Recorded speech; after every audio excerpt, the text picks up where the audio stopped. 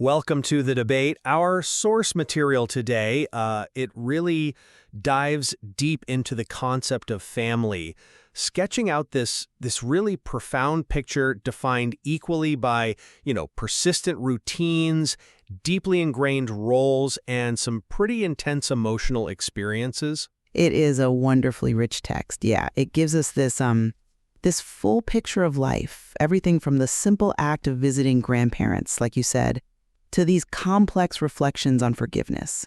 And it sort of compels us to identify the core element, doesn't it? What really sustains this unit? What keeps the family, resilient against all the pressures of the modern world? Right, and that brings us straight to the heart of our discussion today. Based on these compelling examples in the material, is the strength of a family primarily sustained by intentional emotional effort and communication? Or is it sustained by consistent structural habits and rituals? I'm going to be arguing that actually the conscious, active emotional effort is the essential force here, the thing that allows this family to survive and really thrive. Okay. And I suppose I come at it from a slightly different angle. While obviously no one denies the need for effort, I believe the enduring foundation is provided by those structural habits and routines. They are, in my view, the essential framework, the scaffolding, if you will, upon which that emotional work can be safely and, crucially, predictably built. So when we really analyze the description of the family in the material, the bedrock, it seems to me, is clearly structural. The structure and routine, they're established right away. The text leans quite heavily, actually, on simple descriptions of what is. My father works as an engineer, my mother teaches at a local school, and maybe most tellingly, my grandmother bakes bread every morning. These are fixed, dependable roles, and these recurring actions. The very identity of this family seems forged in what they reliably do. I appreciate how you've really focused on the simple present tense there to define the setting, and I think that's undeniable. It's there. However, I believe the author then deliberately broadens the definition, almost immediately following that structural description. The narrator explicitly says, and this is key for me, family is not only about blood, it's about connection and care. Now, that statement elevates choice, right? An active connection over maybe the more passive constraints of just shared geography or lineage. But isn't the reliability itself the connection?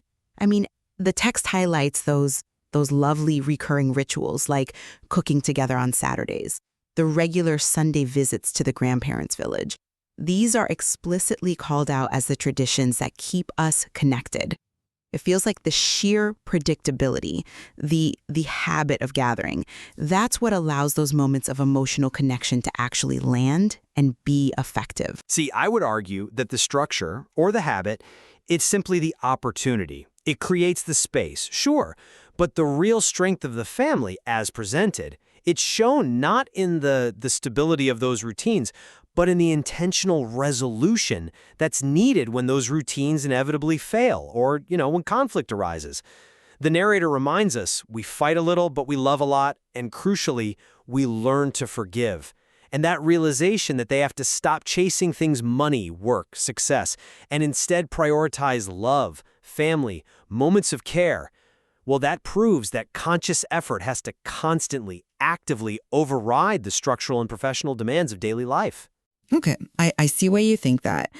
But if effort is truly the key variable, then why are the stable habits of the parents presented as so foundational to the whole narrative? The narrator describes this very predictable, almost low-friction routine. He drives to work at 7 in the morning and comes back home at 5 in the evening. The mother wakes up early to make breakfast. That predictable scheduling, that inherent stability, it serves as a kind of quiet, durable bedrock that I think minimizes the inevitable friction that would otherwise require constant emotional repair. Stability, though, on its own, it's almost a form of passive acceptance, isn't it? If we only rely on the framework, we risk stagnation. True maintenance, I believe, requires that dynamic element, the intentional action.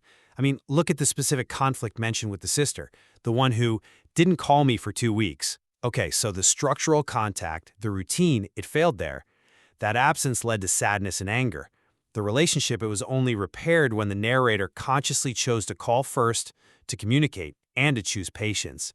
That active step, that emotional choice, that's what restored the relationship, overriding the structure that had, at least temporarily, broken down. Well, the failure to call was a temporary deviation. Yes, I grant that. But perhaps the foundational structure of their relationship was sturdy enough to absorb that short lapse, precisely because of years of habit. It allowed it to quickly return to the norm, didn't it? That defense of structure sort of hinges on who we define as the family in the first place, I think. And I'm not totally convinced by that line of reasoning because the text itself actively expands the boundaries of the unit. The narrator emphasizes this really inclusive definition. Family includes friends, neighbors, even teachers are mentioned. This concept, it inherently prioritizes care and connection, which I see as the fruits of emotional effort over the maybe more rigid constraints of shared residence or kinship structure. That's a challenging point regarding the definition, I'll admit. And I absolutely acknowledge the text promotes inclusion. However, we still have to return to the core evidence presented. While the definition might be inclusive, say, of a neighbor the mother helps, the most powerful and detailed emotional examples given, like cooking the big New Year's Eve dinner, the summer visits to the village, the parents laughing together watching TV, these are overwhelmingly focused on shared physical spaces and fixed traditional activities. Activities that reinforce the primary kinship bonds. So the architecture of the structural ritual, it seems to me, creates the vital opportunities for the heart to actually connect. Let's maybe pivot slightly and look at how the narrator actually writes about these things. To really understand the bedrock here, we perhaps need to look at the grammar that's chosen. I'd return to the really quite overwhelming use of the simple present for defining traits and routines. He works very hard every day. My mother teaches math. These enduring habits, they don't just describe the family, arguably, they define who the family is. But the most crucial moments, the moments of active connection and emotion, aren't they captured precisely in the present continuous? They seem to interrupt that structural state. The narrator, for instance, breaks the routine description to capture an immediate emotional demand. Right now, as I tell you this story, I am feeling emotional. Or think about when the grandmother calls during the recording. I am not answering yet because I am recording this podcast. I'll call her after. That decision right there, that conscious prioritizing and emotional management, that's the dynamic action, and it's captured in the tense of the immediate moment. But that action occurs within the larger structural commitment, doesn't it? The commitment to recording the podcast and the underlying structural relationship that ensures the call can be returned later without issue. Furthermore, we really must consider the ultimate structural metaphor cited, the grandfather's wisdom. He says, family is like a tree. You are one leaf, but you belong to the same root. Now, that elegantly supports the idea of an immutable, shared structure, the root providing the essential framework for individual flourishing for the leaves. That is a powerful image, definitely. But even the root of a tree, well, it requires constant conscious care, doesn't it? Or it withers. And the grandfather's subsequent actions actually seem to support the effort argument. He plants flowers and waters them every day. His advice to touch the soil, you touch life. That suggests endurance requires intentional engagement. Plus, the material stresses that constant, conscious gratitude, the thank you, Mom, the I love you, Dad, that this is the necessary emotional nutrient. Effort, it seems, brings the tree to fruition. It's not enough to simply be the root. Ultimately, my reading suggests that if you remove that consistent framework, the parents' defined roles, the weekly cooking, the deep traditions, then all the emotional effort in the world, well, it doesn't have a reliable place to land. The structure is the architecture that supports the love. It dictates when and where that effort can actually be most effective. And while I agree the habits certainly create opportunity in architecture, the material consistently highlights that conscious, intentional, emotional input is the true active agent.